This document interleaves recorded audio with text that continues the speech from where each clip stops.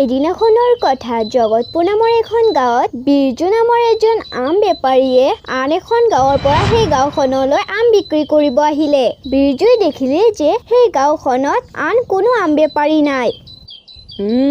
আৰে বা এইখিনি ঠাই মোৰ আম বিক্ৰী কৰিবলৈ সঠিক ঠাই হ'ব, কাৰণ ইয়াত আন আম বিক্ৰী কৰাও মানুহ নাই। বা তাৰ পিছত আৰু কি, বিৰজুই সেই আমৰ খৰাহীটো নিজৰ মূৰৰ ওপৰত তুলি চিঞৰিব ধৰিলে। আম লৈ লোৱা, মিঠা মিঠা ৰসাল আম লৈ লোৱা, এবাৰ খালে বাৰ বাৰ খাই থাকিবা। আম লৈ লোৱা, মিঠা ৰসাল আম লৈ লোৱা। তেতিয়াই এজনী মহিলাই বিৰজুৰ চিঞৰ শুনি বিৰজুৰ ওচৰলৈ আম কিনিব আহিলে। ককাইদেউ, আপোনাকতো আগতে এই গাঁওখনত দেখা নাছিলো। আপুনি নতুনকৈ আহিছে নেকি? আৰে বাইদেউ, মই এই গাঁওখনলৈ নতুনকৈ আম বিক্ৰী কৰিব আহিছোঁ। ককাইদেউ, এইটো কিন্তু আপুনি বৰ ভাল কাম কৰিলে আকৌ। আমাৰ গাঁৱত এনেও কোনো আম বিক্ৰী কৰা বেপাৰীয়ে নাই, সেইবাবে আমিতো আমেই খাব পোৱা নাছিলো। এতিয়া আপুনি অহাই ভালেই হৈছে। আৰে বাইদেউ, আপুনি মোৰ পৰা এবাৰ আম কিনি চাওকতো, এবাৰ খালে বাৰ বাৰ খাই থাকিব। আৰে ককাইদেউ, প্ৰথমতে আমটো টেষ্ট কৰি চাওক, তাৰপিছত কিনিম দেই। আৰে কিয় নহয়, নিশ্চয় নিশ্চয়। বিৰজুই সেই মহিলাগৰাকীক আম টেষ্ট কৰিবলৈ দিলে। আৰে সঁচাকৈয়ে ককাইদেউ, আপোনাৰ আমবোৰচোন বহুত সোৱাদ লগা। বাৰু আপুনি এটা কাম কৰক, মোক 2 কিলো আম দি দিয়ক। তাৰপিছত বিৰজুই সেই মহিলাগৰাকীক 2 কিলো আম দি দিলে। মহিলাগৰাকীয়ে বিৰজুক পইচা দি নিজৰ ঘৰলৈ গুচি গ'ল।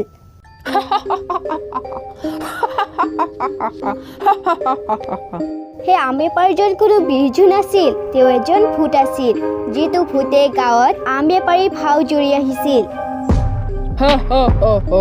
আৰু বেছি দিন নাই, যেতিয়া মই এই গাঁৱৰ সকলো পুৰুষ মানুহক নিজৰ কব্জাত কৰি ল'ম। মোৰ আম খাই সকলো পুৰুষ মানুহ মোৰ কব্জাত আহি যাব।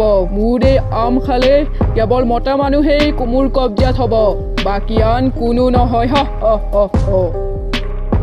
আৰু আনফালে মহিলাগৰাকীয়ে ঘৰ পাই গৈ এটা আম ধুই পেলাই কাটি নিজৰ স্বামীক খাবলৈ দিলে।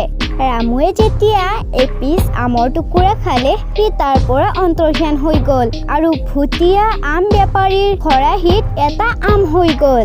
অলপ পিছত যেতিয়া ৰামৰ পত্নীয়ে ঘৰলৈ উভতি আহিলে, ৰামক নেপাই ভাবিলে, আৰে এখেত আকৌ কলৈ গুচি গ'ল? আনদিনাতো মোক নোকোৱাকৈ তেওঁ কোনো ঠাইলৈ নাযায়, আজি বা কি হ'ল? তেওঁ চাগে কিবা জৰুৰী কামত গৈছে।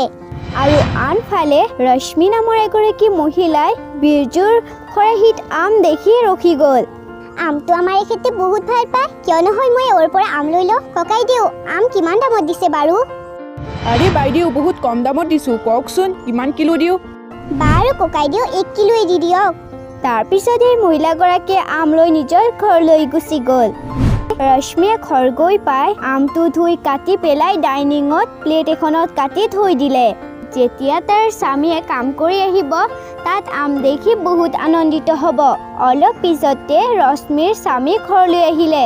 আৰে বাহ, আজিতো মজা লাগি যাব।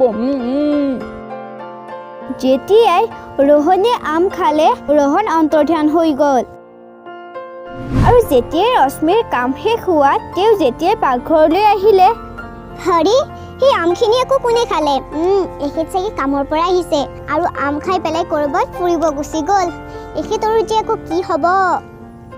আনফালে ভুটীয়া আম বেপাৰীৰ পৰা প্ৰথম আম কিনা মহিলাগৰাকীৰ স্বামীও ঘৰলৈ উভতি নাহিল আৰু ৰশ্মিৰ স্বামীও ঘৰলৈ উভতি অহা নাছিল।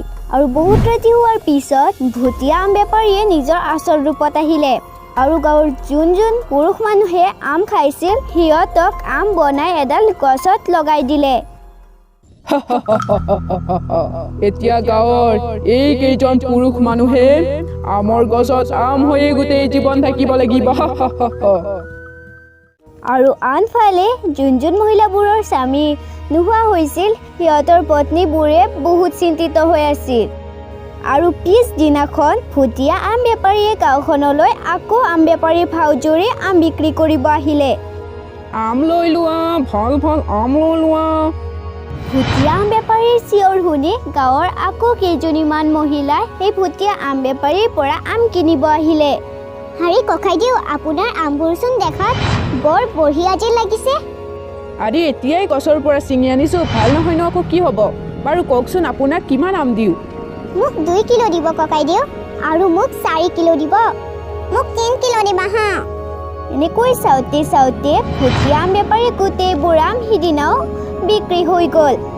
আৰু যোন পুৰুষ মানুহে ভুটীয়া আম বেপাৰী আম খালে, আম হৈ ভুটীয়া আম বেপাৰীৰ খৰাহিত আহি গ'ল। আৰু পুৰুষ মানুহবোৰ নোহোৱা হোৱাৰ বাবে পুৰুষ মানুহবোৰৰ পত্নীবোৰে সিহঁতৰ বাবে বহুত চিন্তিত হৈ পৰিল।